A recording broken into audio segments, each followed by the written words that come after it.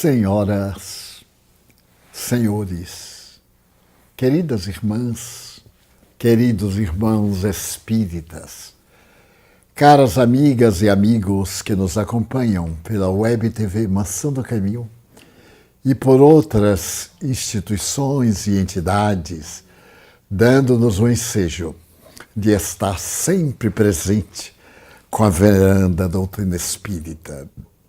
Todos vivemos momentos muito difíceis, especialmente nestes dias de pandemia. Mas por que lamentar? Eles fazem parte do processo. Esse processo de evolução que passa a sociedade terrestre, que a humanidade experimenta. E é natural que nós enfrentemos dificuldades, desafios. É a semente que é colocada no solo, asfixiada, e no pouco de calor da terra úmida, ela arrebenta o envoltório para que nasça a plântula. Então, nesse período de sepultamento da semente, da plântula, até o momento da inflorescência, da frutescência, e em que os galhos oferecem o material para transformarmos em utilidades, naturalmente as dores são muito longas. Mas quando chegarem os momentos de alegria, quando passar a tempestade e olharmos o campo com árvores arrebentadas, a nossa imaginação planejará um jardim, um pomar, uma vila, um lugar de espairecimento e de beleza. O que importa é curar as feridas da nossa alma. Todos nós, neste processo de evolução, apresentemos as doenças do espírito, frutos do próprio processo da ignorância para o conhecimento, para a sabedoria. Não seja de lamentar desconhecer, seja de lamentar atuar conscientemente de forma perturbadora. Isso sim, mas desde que nós sabemos como conduzir os nossos passos, atendendo às leis universais e que estão expostas no próprio livro da natureza. A natureza é o livro monumental que Deus escreve cada página pelos acontecimentos diários. É tão notável este livro que Jesus elegeu na sua cátedra para poder servir de orientação para nós desde há 2000 anos. Se observarmos uma daquelas maravilhosas conversações do entardecer no lago de Genezaré para a multidão, e as nossas necessidades de hoje, elas podem variar em quantificação, em qualidade, mas em realidade são os mesmos problemas. Dificuldades domésticas, problemas de relacionamento, trabalho e repouso, família, saúde e doença, porque somos espíritos na busca da plenitude. E esta plenitude nós vamos alcançar, principalmente nós que temos a doutrina espírita. Permitam-me hoje narrar uma experiência pessoal e que, certo, vai atingir também algumas pessoas, atingir de uma forma positiva e encaminhá-las para a grande solução. Nós temos o hábito de atender as pessoas que nos buscam antes deste período, sentando-nos tranquilamente, convidando para vir falar conosco.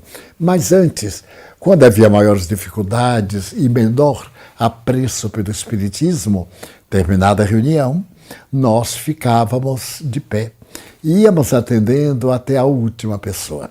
Às vezes isto prolongava-se até a madrugada, porque as nossas reuniões públicas são das 20 às 21 horas, pontualmente, 10 minutos, 5 no máximo, e isso realizado ao largo de mais de 70 anos.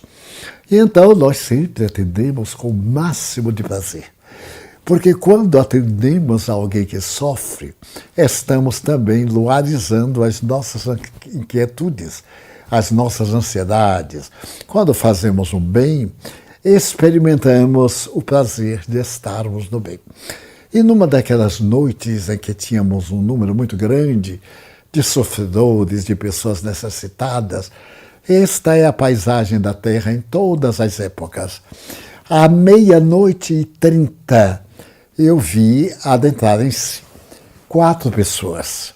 Uma jovem que estava vestida de blue jean, um senhor de uns 50 e poucos anos e 2 indivíduos musculosos que me pareciam enfermeiros. Eu continuei atendendo a uma senhora que tinha chegado à tarde. Eu estava atendendo quando o cavalheiro veio de lá da sala. Chegou-se até mim, que estava em pé, e disse: olha, Sr. Divaldo, eu tenho um caso de urgência. Eu disse: pois não, muito prazer. Mas o senhor espera um pouco, quando eu terminar esta senhora... Não, Sr. Divaldo, meu caso é de urgência. Pois não. E qual é a urgência? É minha filha. Aquela moça é minha filha.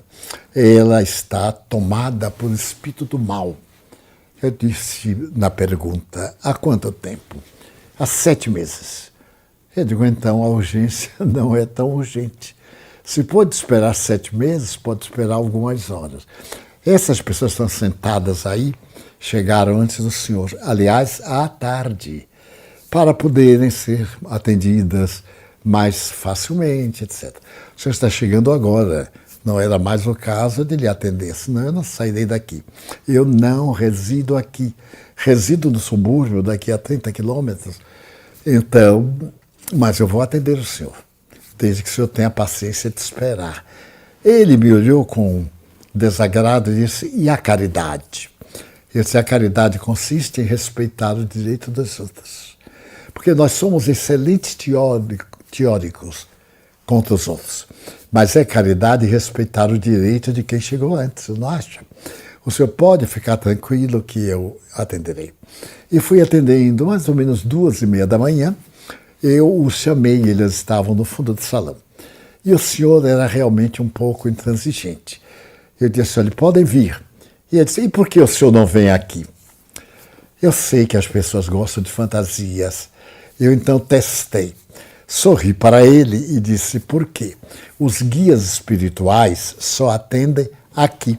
Embaixo aqui. Eles descem e atendem aqui. Ele perguntou: eu digo: esse senhor. Então ele veio correndo. Ele preferia uma farsa e depois uma indelicadeza, porque o local que eu atendia era aquele. Mas eu compreendo que ele não estava bem de saúde emocional. Muito bem. Quando nós chegamos, a menina estava com uma camisa de força, os braços atados para trás, pálida, devia ter uns 16 anos, mas uma simpatia. Logo me caiu da ternura e eu percebi que ela estava sob a ação de um espírito que desencarnou jovem, com uns 20 e poucos anos. E então eu percebi que ele era o obsessor, isto é, não era um espírito mau, mas ele a perturbava, porque ele estava incorporado, usemos a palavra, ele estava vinculado a ela e atuando no perispírito, o que perturbava as organizações emocionais, o corpo físico. Ela estava debilitada, não se nutria e internada num sanatório, que me parece não ter sido dos melhores, ela estava muito debilitada. Então, eu perguntei ao pai: como é o nome da paciente? O pai deu o nome. E eu disse: meu filho, porque eu vi o espírito agredindo-a com socos, e ela procurava como que defender-se. E eu disse: meu filho, o que é isto? E o pai, que estava na porta do lado, porque ele queria evitar qualquer cena desagradável, disse: Sr. Divaldo, não é homem não, é minha filha. Eu digo: olha, não precisa me ajudar não, fique tranquila, não precisa me ajudar. Então, quando eu falei assim, meu filho, o espírito parou e me olhou demoradamente com os braços dela na camisa de força e olhou para mim e disse assim: meu filho? Ele falou diretamente. Eu mentalmente respondi que sim. Eu tinha idade para ser seu pai naquela época.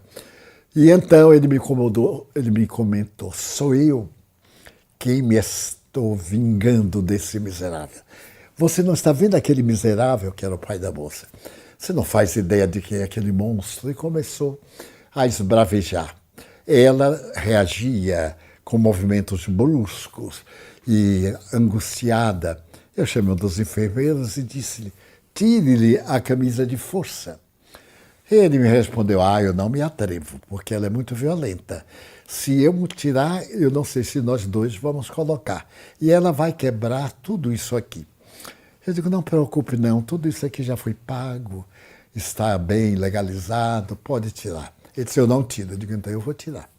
Ou eu não atendo. Aí o pai mandou que ele tirasse e que obedecesse. Ele tirou.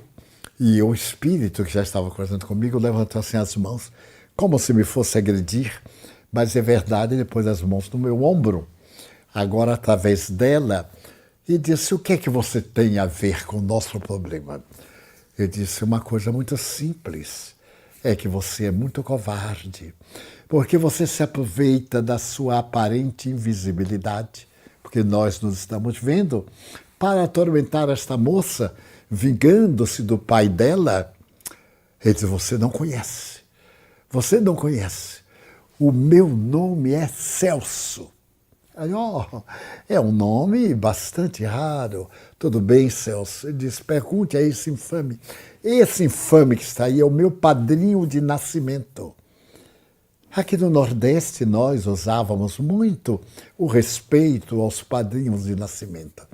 Isso mais o que tem a ver uma coisa com outra. E ele me contou uma história peculiar. Ele me disse, minha mãe morreu e me deixou na orfandade. Éramos nós dois, ela não tinha mais meu pai, que morreu antes. E quando ela estava para morrer, mandou chamar esse bandido e me entregou a ele, criança, e pediu para que ele cuidasse de mim. Porque na tradição católica, o padrinho de batismo é uma espécie de segundo pai. Em emergências, em casos dolorosos, ele exerce, se quiser e puder, a função de pai. Mas o dogma é exatamente para evitar a criança ao abandono, a pobre viúva desenganada, na miséria. Então o padrinho, o compadre, ele compartilha, ele é como um compai ao lado da dificuldade. E ele fez de mim um empregado na sua padaria. Eu nunca tive férias. Eu dormia em cima de uma porta, arrancada e deitada no chão. Levantava cedo, trabalhava. Eu disse, quando foi mais ou menos a morte de sua mãe? Ele disse, eu não sei. Eu digo, fale-me algo dessa época e eu calculo. Ele começou a contar uns fatos e eu calculei uns 6 anos que ela tivesse desencarnado. Então eu perguntei, Celso, você já a viu? Ele disse, não. Mas não lhe parece singular que ela partiu, você veio atrás, e que ela não lhe recebeu? Por que será? Desculpe. Alguma coisa está influenciando, Celso. Você lembra de sua mãe? Ele emocionou-se através da menina. Ele disse, foi o maior tesouro que Deus me deu. Mas este homem me fez profundamente infeliz. E eu o odiei tanto, tanto, que um dia eu não pude e tive uma briga com ele. Nós fomos a vias de fato. Ele me golpeou muito. E mais tarde, 2 ou 3 dias, eu senti uma dor no peito. Terrível. E então eu entrei no mundo das sombras. Ele deve ter tido um infarto do miocárdio, equivalente. Mas como ele era muito pobre, miserável, abandonado, não era gente, isso passou despercebido. Mas quando ele despertou e percebeu que estava vivo, o ódio que ele passou a ter pelo cavalheiro era imenso, verdadeiramente incrível. E num dia em que o cavalheiro conversava com a filha, ele apareceu em espírito na sala. Não entendia da morte, nem dos fenômenos. Apareceu na sala e então aproximou-se dela e disse, ela reagiu, ela tremeu só porque eu me aproximei. Então eu disse um nome de ódio, E ela repetiu. Aí eu vi que poderia usá-la. Desde então, eu aproximei-me dela, abracei-a e levei até ele e golpeei a face. Eles entraram em luta. Ele percebeu que a filha enlouqueceu e mandou internar nesse hospital. Mandou chamar um psiquiatra, uma ambulância, e o meu desejo, matá-lo. Mas primeiro eu vou matá-la. É o meu plano. Matar a fome, a mesquinhada. Depois, então, o meu plano é matá-lo de uma forma vitoriosa. Eu disse, mas que plano fantástico. E depois que você matar? Qual é a vantagem? O que é que você vai receber? Como é que vai se sentir? Porque vem o vazio existencial. Você não terá mais meta. Ele parou. Neste momento, eu vi entrar um espírito de uma senhora de uns 40 anos, mas muito modesta, trajada humildemente. Ela veio até mim e disse-me assim, devolva-me meu filho, faça ele chegar até mim. Eu então disse assim, Celso, eu gosto de você. Você sabe que já morreu. Ah, sim. Agora eu estou informado, os meus amigos, nós estamos aqui um grupo. E então eles me orientam, eu tenho um orientador. Eu disse, pois é, Celso.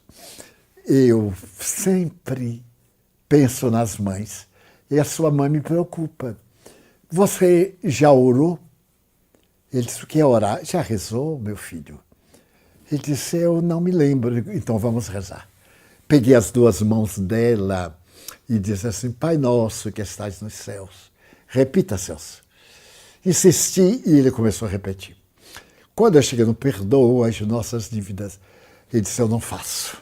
Eu não faço isso porque eu não perdoo a este bandido. Eu digo, Celso, não seja assim.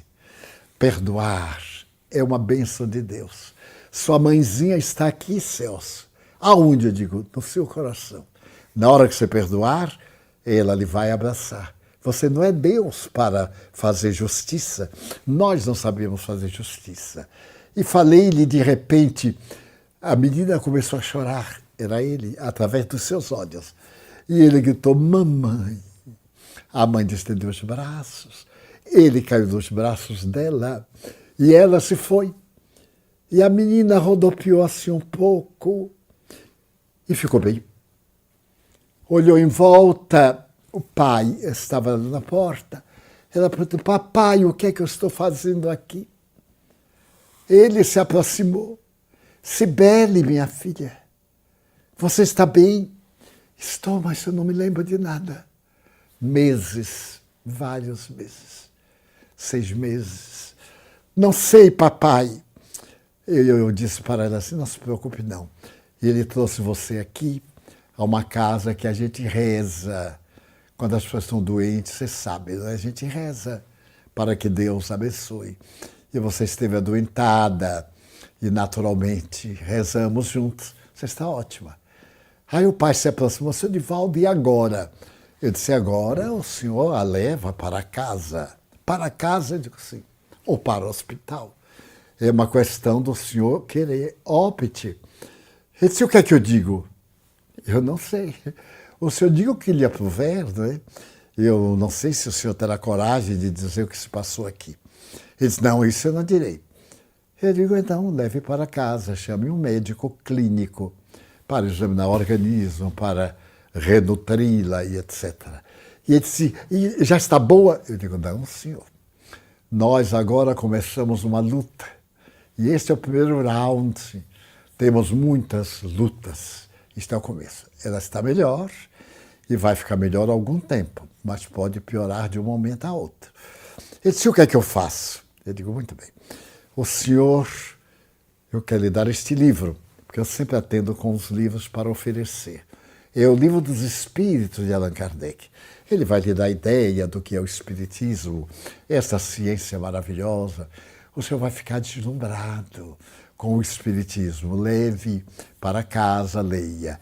Eu vou dar para ela este outro Evangelho segundo o Espiritismo, para poder confortar, para ter o meio de se libertar dessa sensação tão desagradável, esse mal-estar. E ela estava assim meio hebetada. Eu me encostei, ela sentou-se, encostei-lhe a cabeça aqui ao meu lado, pus a mão nos cabelos. E então ele pegou a filha e disse, e o que é que eu faço mais? Eu digo, se achar conveniente, o senhor volta, se quiser. Se não achar, o senhor terá outra solução. Não, eu quero que ela fique boa. Eu digo, então convém que o senhor frequente as reuniões doutrinárias que nós temos aqui nos dias X. E vamos lutar. Eles, quando teremos agora? Eu disse, na terça-feira, isso era um sábado pela madrugada. Na terça-feira, ele saiu. E um dos enfermeiros ficou com a camisa de força na mão. Então, quando o senhor saiu, o enfermeiro perguntou, e nós? O que é que a gente vai fazer? Eu digo, eu não sei. O senhor chega lá e diz o que aconteceu. Eu ri muito porque ele deu a seguinte resposta. Se eu contar o que eu vi, eles me botam para fora. Porque dizem que eu fiquei maluco. Porque a moça era louca. E aí ela fica boa. Só com uma conversa, eles não entenderam nada. Só com uma conversa, eu digo, bem, eu vou embora. E me fui.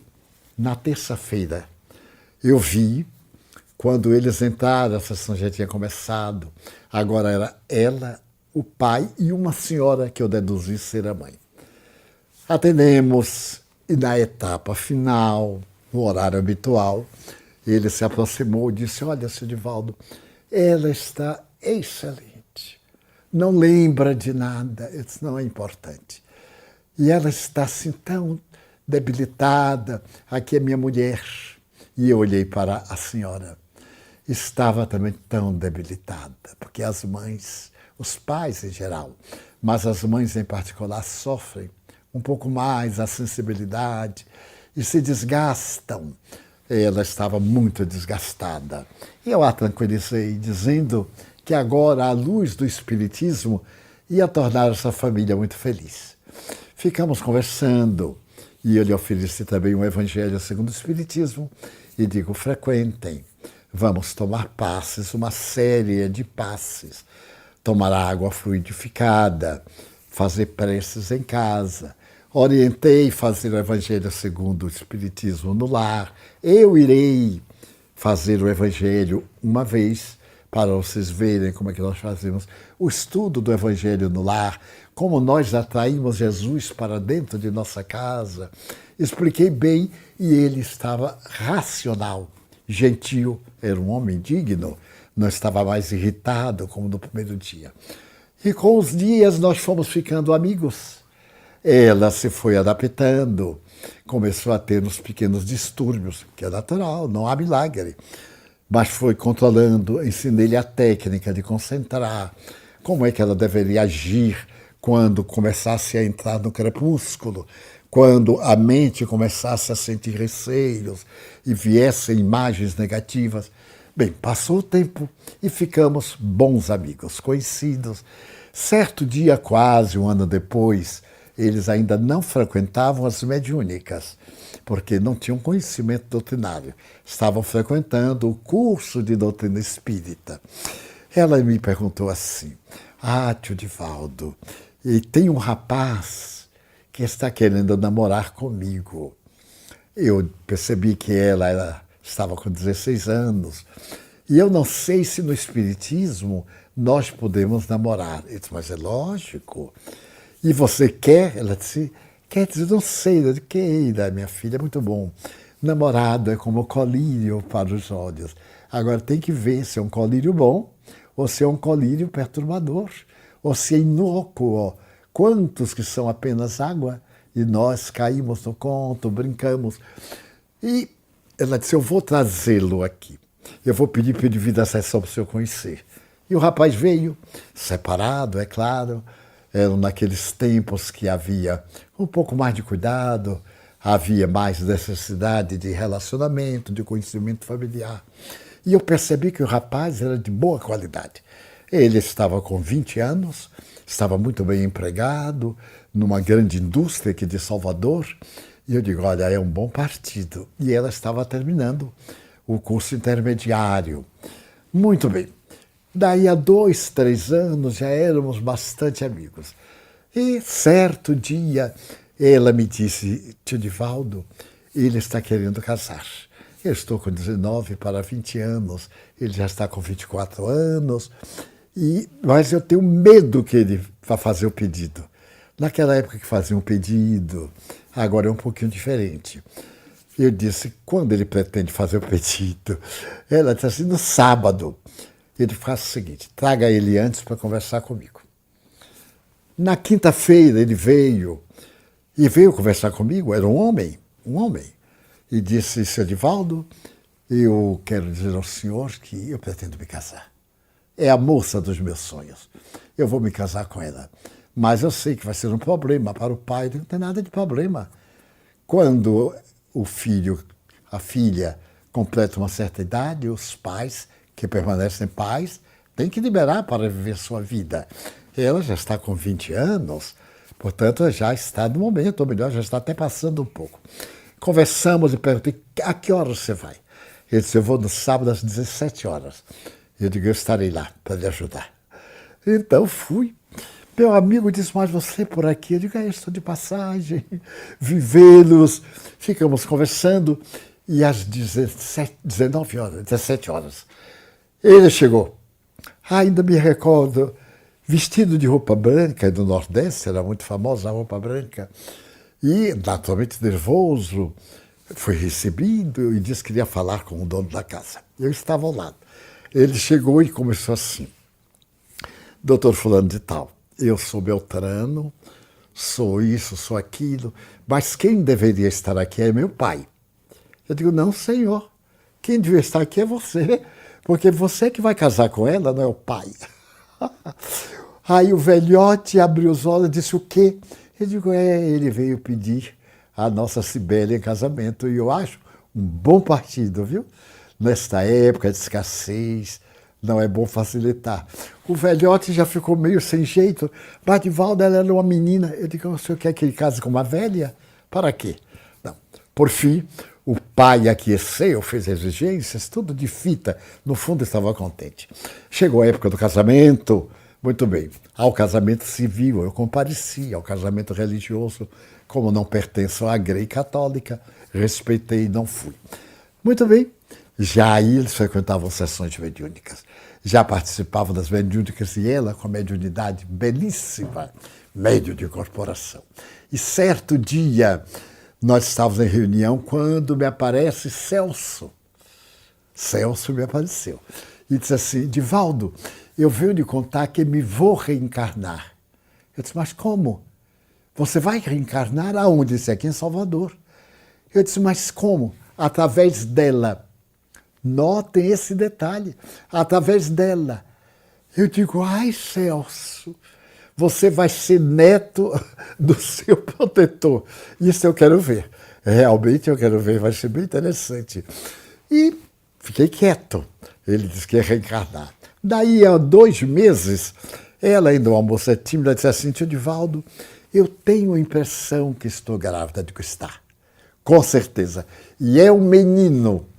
Eu tenho certeza, porque eu vi Celso, é um menino, mas, meu Deus, aí falei com o avô, e o avô já começou a fazer planos, etc. Nasce a criança. Nasce a criança, e como eu estava atendendo até tarde, recebo um telefonema para ir à maternidade X, aqui em Salvador, para poder ver o neto dele. Eu então digo, você sabe que eu não posso? Enquanto eu não atender até o último, e às vezes até a madrugada, eu não posso. Ele disse, eu vou esperar você. Nós vamos tomar um champanhe em homenagem a meu neto. Eu digo, bom, eu posso lhe acompanhar, mas não no champanhe, porque me faz muito mal ao fígado, etc. E fui com nisso. Fui e fomos recebidos como reis à porta da maternidade. O homem exultava. Olha que ser avô é uma coisa muito engraçada. Aliás, alguém um dia me disse que ser avô é ser o jumento que o filho amestra para o neto montar. Então, os avós fazem tudo que não devem e que não fizeram e que aos filhos não desculparam, mas ao neto, imagina, tem que desculpar. Então, ele foi levar para ver a criança do berçário. Não pode haver nada mais feio do que criança recém-nascida. Mas não diga, por favor. Ele aí apontou, disse, Divaldo, olha para meu neto. Eu aí usei uma frase misteriosa, digo assim, que interessante, hein? Que belo, que benção. E ele disse assim, note que a testa é exatamente a minha testa. Eu disse, meu Deus, parece um pouco com o pai, não parece? Toda criança recém-nascida, inchada, feia. A beleza está nos olhos de quem ama. E então conversamos muito e despedimos-nos. E a criança começou a crescer. Então, certo dia, esse meu amigo perguntou-me assim, Divaldo, você sabe quem é a reencarnação de meu neto? Eu digo, não, não tenho a menor ideia. Será um apóstolo de Jesus? Eu digo, não, não tanto, não podemos exagerar, né? Não podemos. Eu digo, mas meu Deus, olha que vaidade. Mas é um espírito elevado, né? Eu digo, certamente, ele tem a sua própria elevação, etc. Passa o tempo. 1 ano e meio depois, o menino estava na fase da dentição, de correr, de dizer as primeiras sílabas. E, certo dia veio um avô e me disse assim, Divaldo, eu gostaria de saber quem é o meu neto. Eu disse, mas eu não sei. Eu não vou poder mentir ou criar uma fantasia para lhe agradar. Quando eu souber, eu lhe direi. Mas por que o interesse? Ele me disse, olha, Divaldo, porque você sabe que às vezes eu vou beijá-lo e ele mesmo bofeteia? Eu digo, não, isso é falta de educação. Quem já viu? Brincando, ele me bate na face e fica me olhando assim. E eu disse comigo assim, está cobrando, porque o velhote não pagava a ele como devia. Existem patrões que dão salário mínimo, mas, em verdade, pagam uma parte e ficam com a outra. E o empregado fica calado, porque senão vai ser demitido. Há muita coisa embaixo do sol, como dizia Shakespeare. E então eu perguntei a ele assim, o que é que você faz? Você é um homem rico. O que é que você já fez pelo seu neto? Eu fiz uma caderneta de poupança. Essa coisa louca que existe por aí. Eu disse, mas uma caderneta de poupança? Ele disse, eu coloquei 1000 cruzeiros. Eu disse, mas é uma miséria. Porque eu calculei quanto ele devia de salário ao Celso. E ele não estava pagando nem um décimo. Pegado de surpresa, ele disse assim, mas Divaldo, ele é o meu herdeiro universal. Então, tudo que é meu é dele. Eu digo, não, tudo que está nas suas mãos vai passar para as mãos dele, né? Porque nada é nosso, tudo é transitório. E ele ficou impressionado, me olhando, cresceu. Certo dia, ele me pergunta, você vai me dizer hoje quem é este menino? Porque ele tem sustos. Você imagine que ele vem correndo e me chuta a canela e dói. Eu digo, sabedoria está descobrindo o mundo. Eu sabia que o menino estava cobrando, né? Quando o menino completou 8 anos, um dia o menino me disse assim, eu passei a ser avô também. Ele disse assim, vô, eu não gosto de papai. Por quê? Eu digo, eu não sei. Por que você não gosta dele? Olha, eu vou lhe contar. Eu olho para ele e sobe assim uma coisa. Ele diz, mas isso é mal, meu filho. Você tem que amar ao seu pai. Ele, ao seu avô. Ele é generoso, é um homem bom. Ele ajuda ao seu pai, à sua mãe. Por que essa animosidade? Ele diz, não sei. Com 12 anos, ele me disse que estava pretendendo sair de casa. Por causa do avô. Eu disse, mas meu filho, como é que é isto? Ele disse, é o ódio que eu tenho dele. Eu disse, mas você frequenta a evangelização infanto-juvenil me dizer que tem ódio? Ele disse, tenho. Eu não posso vê-lo. E papai e mamãe ficam desesperados. E ele também. Eu digo, eu vou correr um risco. Ele disse, sente aí. eu vou lhe contar uma história de um amigo há muito tempo que eu atendi aqui. E contei a história dele, mais ou menos trabalhada, para que ele entendesse sem entender os detalhes. Quem sabe, meu filho, você não tem qualquer débito, o seu avô não tem qualquer débito. Não está na hora de você, que é o credor, que é o merecedor, perdoar seu avô. E ele me disse as mesmas palavras do dia do Pai Nosso. Mas eu não perdoo ele. Eu perguntei, por que não perdoa? Não perdoa de quê? O que ele fez comigo. Mas o que é que ele fez com você? Não sei. Mas que ele fez, não há dúvida. Eu digo, então você perdoa. Para que isso não continue indefinidamente. E eu quero estar ao seu lado.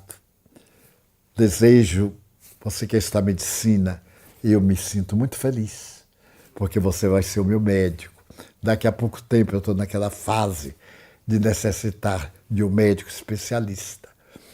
Ele me ama tanto que ele me disse assim, olha, eu vou tolerar meu avô por sua causa. Eu digo, não, por você mesmo. Você merece ser feliz. E ele também. Ele merece, meu filho. Ele é um homem bom. Fez muita coisa por ignorância. O mundo nos educa para o egoísmo. Allan Kardec fala sobre o egoísmo. E então eu falei com ele sobre o egoísmo. E ele chorou. Eu digo, olha, você vai fazer o vestibular para a medicina. E é um desafio. Vá com a sua alma em paz. Antes, passe na casa do seu avô. Peça-lhe a benção. Abrace o velhote e peça-lhe desculpas. Não precisa pedir perdão, porque não foi nada grave. Peça-lhe desculpas. Está bem? Ele ficou calado, mas foi à casa do avô, desculpou-se e foi para o vestibular. E foi aprovado. Graças a Deus. Não podia ser diferente. Hoje, os seus pais estão no exterior.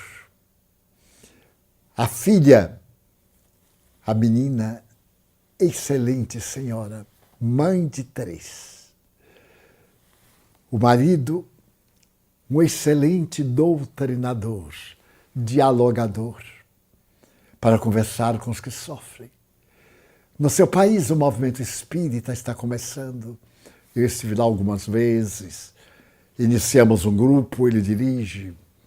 Agora, nessa calamidade, está seguindo as mesmas regras de nossa casa. Os avós também foram acompanhando-os. E não há muito. Escreve-me com assiduidade. E não há muito. No ano passado, o meu neto doutorou-se em medicina. E então, eu agradeci a Deus. A esse Deus de amor e de misericórdia que tudo vê, que tudo elucida. E aí está um dos grandes enigmas, o ódio, pais e filhos, nubentes, filhos e pais, vêm de outras experiências. A reencarnação, amigas e amigos. É repetido o ano na escola primária, ou na escola mais profunda na universidade, por má conduta de aprendizagem no ano anterior. Quando nós procedemos mal na Terra, nós reencarnamos com o objetivo de nos recuperarmos. E é uma felicidade quando nós podemos resgatar. É uma felicidade. Se você tem problemas, e quem não tem? Considere que esta é a sua viagem pelo planeta terrestre. Se você gosta de alguém, este não é um amigo de emergência. Quando eu estava um dia psicografando Victor Hugo, no livro Párias em Redenção, ele me falou esta frase que eu não esqueci. Há encontros na vida que são meros encontros. Você encontra uma pessoa, ok, sem emoção, vai para casa, não teve nada demais. Há encontros que são reencontros. A gente é capaz de falar sobre o caráter do outro, dos seus hábitos, da sua personalidade, da sua vida. Há uma química invisível que nos envolve na amizade, na afetividade, na antipatia, no ódio também. Quantas pessoas me dizem, aquele indivíduo eu detesto. Não sei porquê, mas eu detesto. Outros, eu tenho alguns amigos que eu sei que me vão trair, que me vão jogar no poço e eu cuido de todo cuidado. Reminiscências. Mas eu tenho afetos, pessoas a quem eu amo, pessoas cujo som da voz me dá alegria. Uma carta sua que eu leio me renova, me robustece. São as bênçãos da reencarnação. Essas bênçãos da reencarnação são o amor de Deus, que tudo corrija e que, ao criar o universo, estabeleceu leis. No Evangelho segundo o Espiritismo, na terceira parte, nós temos as leis morais. A lei natural. Qual é a lei natural? É a lei de amor. Nós gostamos ou não gostamos, ainda é dentro da lei do amor. E algumas pessoas que às vezes nos são antipáticas no começo, com a convivência, nós descobrimos certos valores e passamos a querer bem. E descobrimos excelentes qualidades, como alguns também que nos agradam no começo, à medida que passa o tempo. Nós vamos descobrindo o lado oculto do espelho, o outro lado. E ficamos surpresos daquela pessoa aparentemente tão refletiva e reflexiva ser um lado escuro da personalidade. Então a ciência espírita veio à Terra para apressar os dias de Jesus, para fazer que o Evangelho rutile dentro do nosso coração, para que as samaritanas, que existem tantas na Terra, saiam a distribuir a água viva do bem, para que os tombados de Samaria recebam a ajuda diante dos judeus caídos nas estradas de Jerusalém. Ainda me recordo, e com uma alegria imensa, de quando li pela primeira vez Jesus em Jericó. Jericó é uma cidade feliz. Hoje pertence aos palestinos e é separada de Israel. É a cidade das fontes, dos córregos, das laranjeiras em flor. Muitas laranjas exportadas para a América e para a Europa. E então Jesus chega a Jericó. O povo corre, chegou a felicidade, atropelam-se. Pedro está ao lado de Jesus. E de repente Jesus para e pergunta, Simão, quem me tocou? Simão era muito humano, era bem como nós. Aí Simão diz assim, mas que pergunta? Como é que eu vou saber nesta confusão quem é que te tocou? Simão era assim. Aí Jesus respondeu, Simão, alguém me tocou. Porque eu senti que de mim se desprendeu uma virtude. Nossa! Que de mim se desprendeu a paz. Aí adiante alguém gritou, fui eu, Senhor. Era uma mulher. Fui eu. Era uma mulher cirofenícia, da Síria, da Fenícia. Ela possuía um fluxo sanguíneo E para os judeus, isto era um pecado bárbaro. Somente se podia lavar em água corrente, meu Deus. O ritual é terrível e ela era excluída da comunidade. Então ela sofria e não podendo pedir nada a Jesus, que a multidão deixava, ela tocou nas vestes dele. E de imediato se operou o que ela desejava, a sua saúde espiritual e física. Então a reencarnação vem para que nos depuremos, para que fiquemos em paz de consciência. Então essa doutrina que tem por base a imortalidade da alma, não se desengane nem desespere, porque hoje nem tudo está bem. Amanhã, tem amanhã.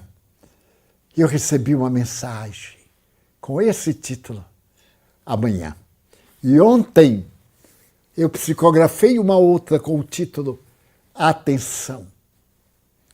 Atente para as coisas boas que a vida lhe deu. E agradeça. Não pense que somente tudo é mal. Cada manhã que você desperta e vê a luz, é uma bênção. Veja agora as pessoas morrendo por falta de ar. Ar que custa muito. Artificial. Porque não pode respirar o oxigênio que Deus nos dá gratuitamente. Já notou que você respira bem? Agradeça. Já notou que você, apesar de tudo, é capaz de amar, de confiar, de sorrir, de servir e, acima de tudo, de compreender que não existem efeitos que não tenham causas. O Espiritismo estabelece a lei de causa e efeito. Então não paga pai por filho e etc. Não. O neto de hoje pode ser o avô de ontem. A criancinha que reencarna através desse médium era a mesma que o pai dela maltratava. Mas eu perguntei um dia aos bons espíritos um detalhe que vale a pena examinar. A briga de Célcera com o pai dela. Por que ela sofreu? Por que ela foi à porta do sofrimento? Porque tendo mediunidade, tendo dívidas, os espíritos nobres fazendo-a sofrer por um problema do pai, ela estava resgatando suas próprias dívidas. E o pai estava adquirindo débitos. Daí, hoje, ele é um homem que tem problemas de saúde, já é um homem de idade regular. Está perto de mim na idade. Tem problemas. Mas a doutrina espírita conforta-o. Ajuda-o. Claro que hoje eu já lhe disse quem era o neto. A felicidade que ele tem. Os bens que ele acumulou na vida e que passou para o neto. Através da filha, herdeira única, do genro, e são felizes, porque os efeitos já são agora do bem que eles vêm praticando nesta encarnação. Pratique todo o bem possível. O bem de hoje apaga o mal de ontem. Como a claridade do dia nos faz esquecer a sombra tenebrosa da noite. Todo dia é uma expectativa nova, é uma bênção. Então esta doutrina que nos fala de mortalidade, que diz que nós vamos encontrar os nossos mortos e vamos conviver em família novamente. A maior bênção do que isso. Nosso familiar morreu de Covid, nem sequer podemos ver, muito doloroso. Mas vamos encontrar-nos, recompor a família e um dia voltaremos às paisagens terrestres para desfrutarmos das bênçãos das luzes, da ação generosa, da caridade de que nos falou nosso presidente, quando nós vimos a possibilidade de atender 12.500 pessoas. Graças a você que nos ajudou. Nós fomos o clarim. Vocês foram a mensagem. Os sofredores receberam a alegria do Natal de Jesus. Vamos fazer um Natal permanente. Mensalmente vamos pensar que é Natal. Hoje pensemos que é Natal. Pensemos em Celso. Agora na medicina para salvar vidas. E nos alegremos pela faculdade abençoada de podermos compreender que nunca estamos sós e que o Evangelho de Jesus fulgura nas bênçãos imortais da doutrina espírita. Pela sua atenção gentil, muito obrigado.